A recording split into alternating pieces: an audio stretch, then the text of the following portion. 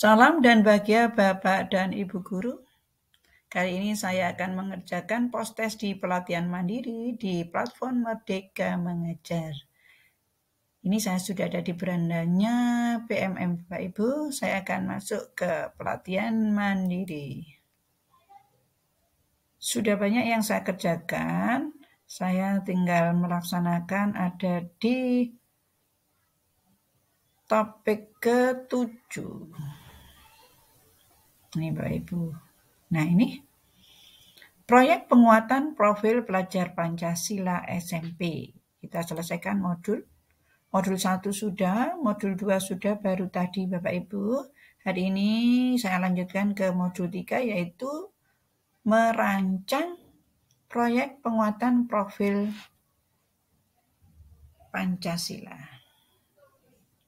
Kita kerjakan post-test.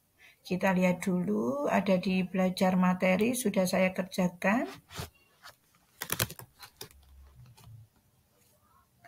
Ini Bapak Ibu, persiapan proyek identifikasi, kemudian pemilihan dan pengembangan tema proyek, perencanaan proyek sebagai asesmen. Saya terbiasa proyek, maaf Bapak Ibu. Di sini project tulisannya. Kita kembali ke materi. Sekarang kerjakan post-test. Mulai kerjakan post-test. Ada 5 soal ya.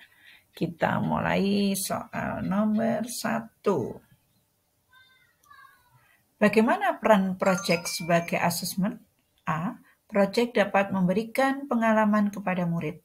B. Dengan kegiatan berproyek dapat terlihat ketercapaian perkembangan murid secara holistik, bukan hanya hasil akhirnya saja. Proyek menghubungkan murid dengan dunia nyata. Dalam proyek, murid merasa memiliki penuh akan aktivitas yang dilakukannya. B. Kita lanjut nomor 2. Setiap pemangku kepentingan mempunyai peran penting untuk mendukung program pembelajaran proyek di satuan pendidikan. Murid dan orang tua bukanlah salah satu pemangku kepentingan yang berpengaruh dalam proyek. Pernyataan di atas adalah salah. Nomor soal 3. Ketika konsep pembelajaran berbasis proyek sudah dipahami sebagai pendidik, yaitu lebih dari 50%, dan pembelajaran berbasis proyek sudah menjadi kebiasaan sekolah, tetapi belum terjadi lintas disiplin ilmu. Berada dalam tahap manakah satuan pendidikannya? A. Tahap awal. B. Tahap berkembang 0. C. Tahap lanjutan. D.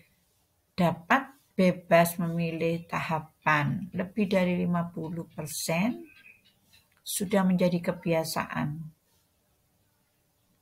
yaitu tahap berkembang. Kita lanjut soal 4. Bu Meiske dan tim fasilitas proyek sedang merancang modul proyek yang akan dilakukan di fase F. Berikut adalah contoh pengalokasian waktu yang dapat dilakukan kecuali A. Menetapkan 1 hari dalam seminggu sebagai hari pengerjaan proyek.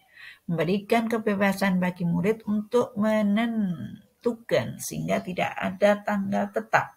C. Menetapkan waktu dengan sistem blok untuk pelaksanaan proyek.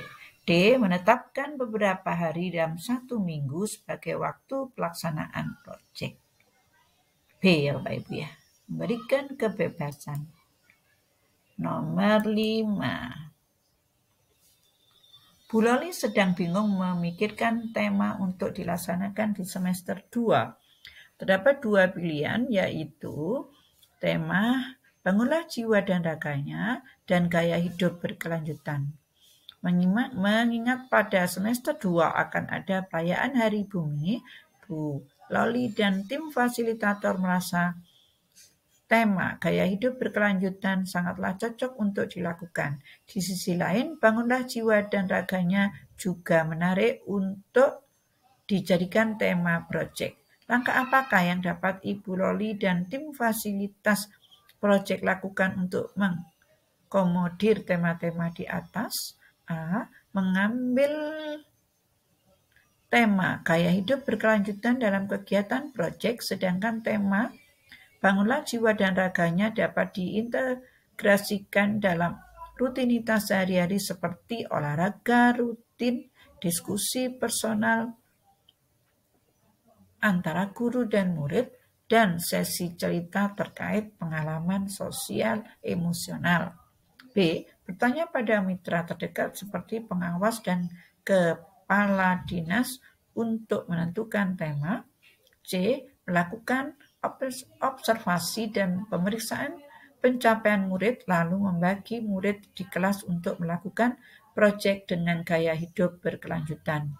Dan bangunlah jiwa dan raganya sesuai berminatan dari hasil observasi. Semuanya benar ini Bapak Ibu.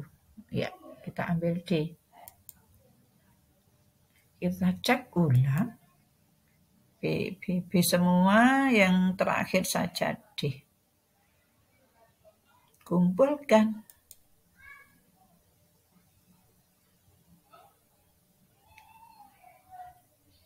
Luar biasa, pemahaman Anda sangat baik. Terima kasih Bapak Ibu sudah ikut belajar. Salam dan bahagia.